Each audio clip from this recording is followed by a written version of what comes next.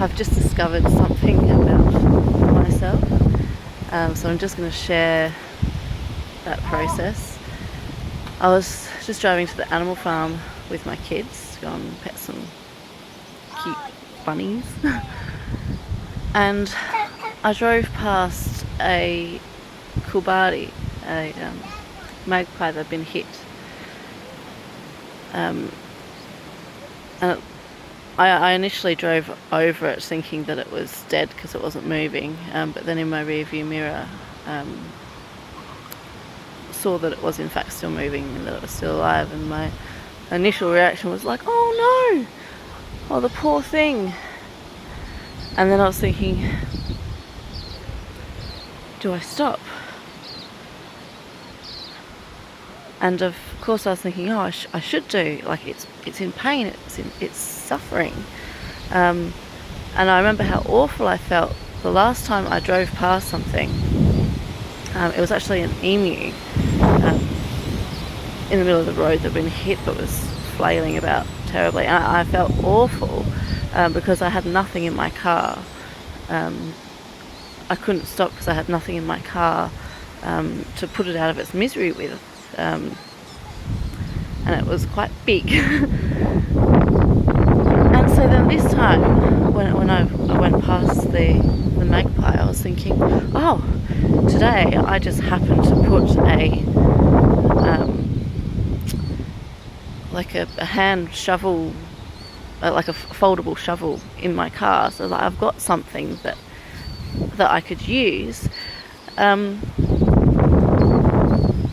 then, but I kept on driving, and I'm sort of saying to myself, I should stop, like the poor thing's suffering. And then I was sort of saying to myself, like, why? It's an inconvenience for me to stop, yes, because I've got a million and one things to do today. But I should stop if that, like, there's a soul that is suffering. And I was saying this to myself. And even saying to myself, if that was a human being that I'd seen suffering in the road, I would have pulled over immediately to help them. And then it got me thinking about seeing animals as lesser, and it just reminded me of the ego. Like my convenience is more, I'm valuing my convenience over the life of this living, the suffering of this living being. And I tried to justify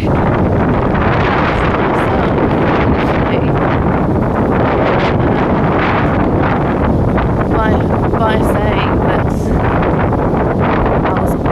I wasn't responsible for the suffering. That thought did. I'm being totally honest here.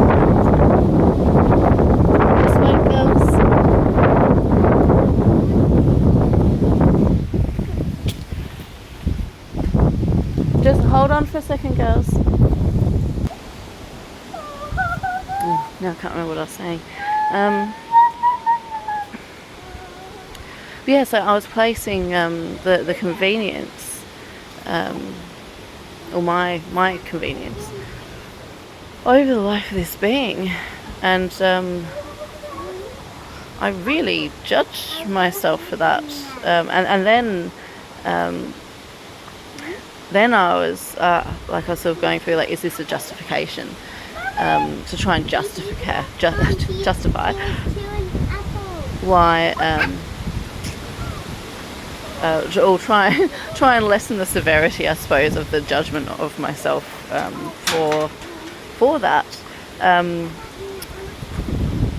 In saying that I had to be kind to myself. I can't help everybody, I can't save everybody, because I do initially rush to help everyone.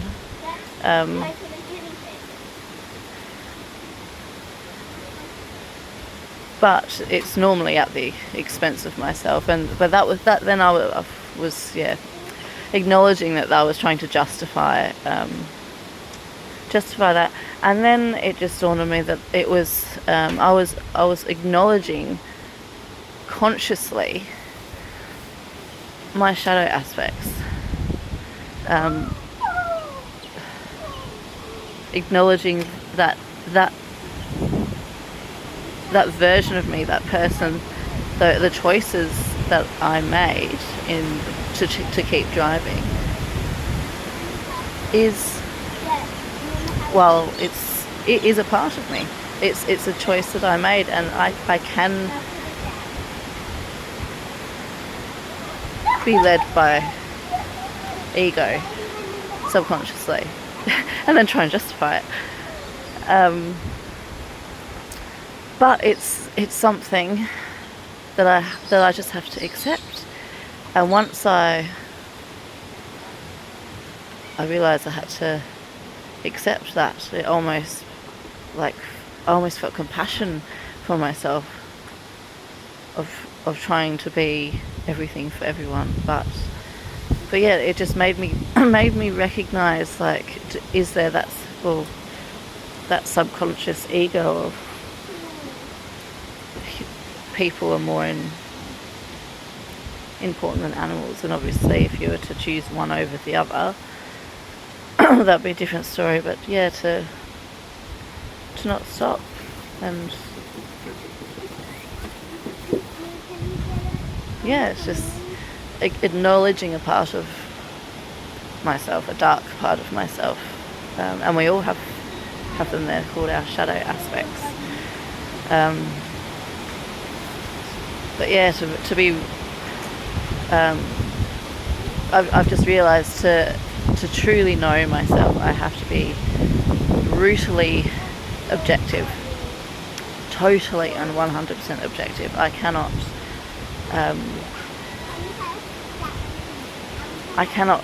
deny the possibility that I can be things that I don't want to be or that I'm not proud of. But the next time I see something, I hope I would think twice and actually stop. I would like to think that. I will let you know if I do. But I think we all need to acknowledge these parts of ourselves. But yeah, that was a biggie for me today.